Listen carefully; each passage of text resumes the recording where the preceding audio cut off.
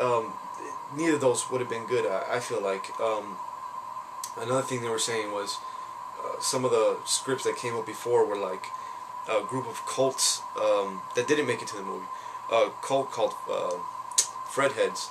That once Freddy died, the way they brought him back was they worshipped him, and then they killed some girl, and then something happened. He brought him back. It sounded really stupid. It was really bad. Another one was like in the future, kids know about Freddy, but he's so weak because they killed him that they'll dream about him just to fight him and beat him up because he's so weak. But then eventually he gets one of the kids and kills him, so gains power from that. But it didn't work out. But I feel like the plot they came up with was pretty good. You know, Freddy making Jason kill people around Elm Street to remind them of him, and then, you know, but it didn't turn out that good of a movie. But come on, man, you know, this is like every fan's dream to see two of them, you know, from the genre cross over and fight each other. So you got to put it in just for that at least. So like I said, it wasn't the best movie, but you know, you got to put it in because it's the only one like itself. You know, it's really good. This is the 2-disc edition, the New Line Platinum series. So it was okay. You know, it was all right. It made the list. The next one is the little slasher that came out that didn't do too well at first, but a lot of people started talking about it, so it's pretty good. They used to show on TV a lot. I used to see it a lot on TV, and it's actually a really good. And it's a lot. There's a lot like this. Wrong Turn with Eliza Dushku and some other body I forgot. There's a lot of movies like this. It pretty much copies, you know, The Hills Have Eyes, but it doesn't matter. It takes place in I think it's like North Virginia or South, whatever the hell, Virginia, and it's a bunch of people that are camping. This other guy, he's trying to get to a business meeting. He takes the wrong turn, crashes their car, so they're stranded. So they try to walk around and find where they're at, and then they end up getting preyed upon by these redneck, inbred people that are like deformed, basically like The Hills Have Eyes. But it was done really well, you know, not too original, but fuck it, when something's good, you go watch it over and over again when they do different variations of it. You know, after a while you might, you know, dry out, but this one was really good. I thought it was really good, so it made the list too. And finally, for some zombie films, not too many good zombie films in the last 10, 11 years, at least not that I've heard of, but I had to put these in here, and I haven't even seen these in a while, so I don't remember too much about them, but I remember liking them, and I know they had to make the list because I had to put some zombie stuff in here. And both of these are one film, 28 Days and 28 Weeks Later. They're both pretty good. Some people actually say they like the sequel better. The sequel did have more action. The first one had some story, but they're both really good, and they're not zombie films. They're actually like, you know, people that are diseased or whatever. And if you haven't seen these movies, the first one is about this guy that just wakes up in England out of a coma, and it's just post-apocalyptic zombie type stuff going on. So he has to find out what's going on, and he links up with a group of people, and you know, there's always these infected, what I call sickos, chasing him around and trying to get at him and stuff like that. But they're really good. Yeah, I wish there was more zombie movies that would make that good enough, but these are the only two that made the list, and I remember really liking these, so you can check these out. And this sucks because I ordered this off the internet, and I wanted the box set that brought both movies, and it was in widescreen. It was supposed to be some extra special features, and then this came, which is the double feature. It's just, you know, one case and two movies, and no real problem there, but they're in full screen, and I just cannot. I don't fuck with full screen. I can't stand full screen. It gives me a headache, and I just can't stand it. So I'm gonna have to. I'll keep this, but I'm gonna go ahead and jump on the widescreen versions too, because I mean, I need to watch these movies again, and I can't watch them full screen. You know, that wouldn't be fair. So, all right, on to some more darker horror. This is probably one of the most disturbing and bloody and scary horror films I'd ever seen. And I watched this. I remember watching this like maybe three years ago.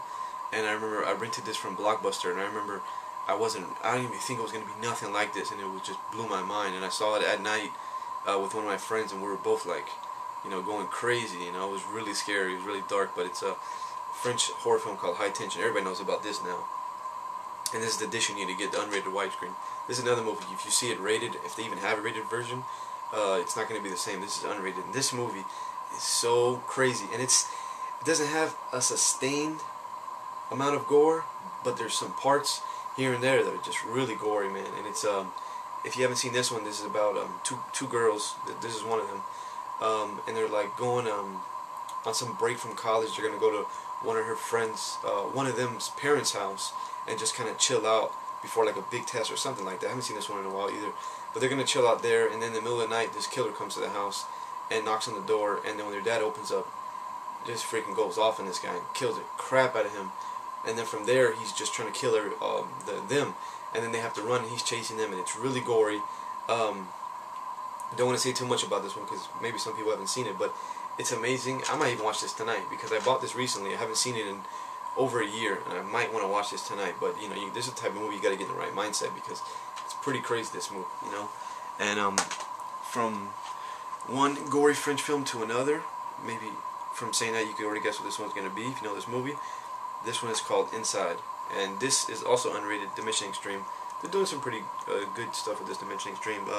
This is another French horror film. The French people love, like Japanese filmmakers, to show just crazy stuff. But it's not in a bad way where they just want to force it down your throat with the gore, but have no, like, the whole rest of the movie lacking. It balances out, and it makes sense, this movie. You know, it's about a woman that when she's pregnant, she gets in a car crash, and her husband dies, and then 4 months later, she's recovered, but, you know, well, physically, and she's going to have the baby soon. And the night before she's going to have the baby, she gets a knock on her door, and it's this woman. Basically, the woman is psycho, and she wants her baby. She wants to kill her and take her baby. And usually in movies like this, where it's just like one-on-one, sometimes they lack because, you know, you can't have one of them kill each other, because then the movie's over. So movies like, what's the other one? Vacancy does that, where, you know, it's just 2 people that are victims. So you know they're not going to get killed because the movie's going to be over. Same thing with The Stranger. So those movies are so bad because it's just like there's no killing. In a horror movie, you have to have a kill every now and then. You know, it's got to be. That's just the formula. You know, if you mess with it, it's just not going to work out that well. So you have to have a kill every now and then. So what this movie does is, I always thought I was going to sit down and watch another movie where there's just like no killings till the end.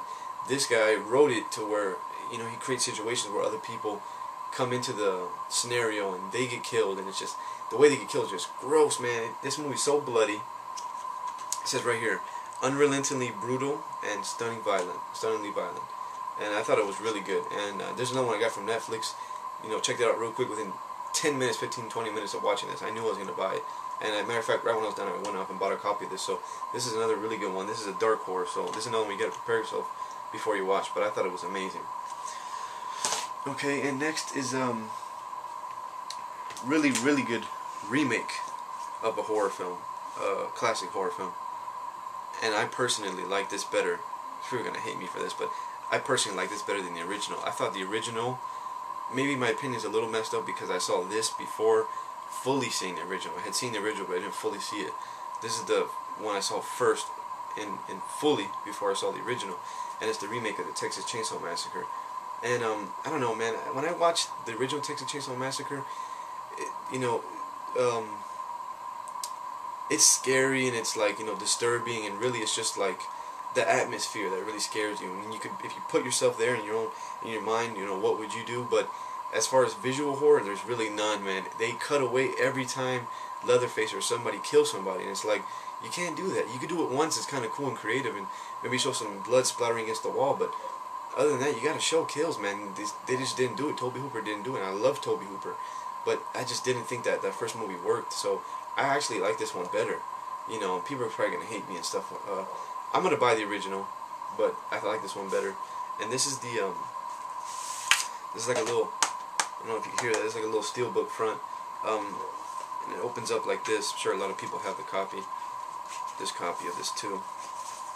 It's got a bunch of discs, and it's even got this cool little evidence. See, it says evidence enclosed. It's like crime scene photos. Obviously they're, you know, fake, but it's kind of cool little added bonus. I don't want to show those because if you want to see them, you got to buy it. But I thought this remake was really good, and I thought it's the same movie. It's just done a little different, and they show a lot. You know, as of nowadays, everything is unrated and uncut and stuff like that. So that's the way you got to see it. And this is the same thing. I'm not gonna make this another movie. This is just a package with the other one. This is the second remake, and I thought it was really good too. And I thought it had kind of the way maybe they would have never done this if Rob Zombie didn't do like the Halloween where you show the backstory. This is like the prequel or whatever. And of course, this is not what really happened. This is just what this director decided to do. But I thought it came out really good. Not as good as the first remake, but still pretty good. And these are both also very gory. And so those had to make the cut. And then as for remakes, I have to say, and this guy said it too, I saw his video recently, and I commented on it, crap, what's his name? Oh, The Chosen One. He said, he does DVD videos on here too, and he's got a pretty good collection. He said this is the hands down best remake ever, horror remake, and I have to agree. I love this remake. This is another one. I haven't seen the full original movie, but from what I saw, it didn't look that good. People might hate me, but this is like one of my favorite horror films ever too. The Hills Have Eyes, the remake. The first one, the second one was so piece of crap. People say it was okay, and I thought it was a piece of crap. I don't know what the fuck they were thinking. It's not even like a horror film. It's just stupid Marines fighting these things, and it's like it gets fucking old real quick, and it's just like, alright, this is dumb. And plus, it does not stack up on its best day to this ever. You know, any sequel they would have made would have never stacked up to this on its best day ever, let alone that piece of crap they made. But this one's really freaking good. If you haven't seen this movie, it's just kind of like Wrong Turn, like I said, but this one came out, I'm pretty sure, before. Did it come out before? No, it didn't. Wrong Turn came out before this. Anyway, this is the remake of the original, and it's pretty much the same. Bunch of people going on a cross-country journey. It's a family, and then this freaking gas station guy points them in the wrong direction, and their tires get popped, and they break down, and then they're stuck in the middle of, I think it's like New Mexico desert or something like that. And there's these foreign people that used to live in the area, and they were forced to leave by the military because they were going to use the area for bombing.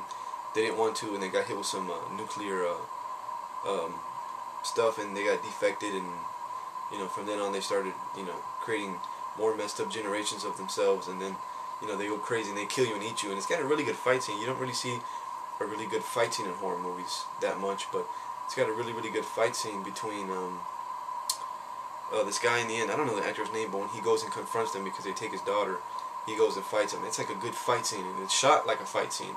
They throw each other through walls and stuff like that. It was really good, and this is just amazing. There's just not enough I can say about this movie.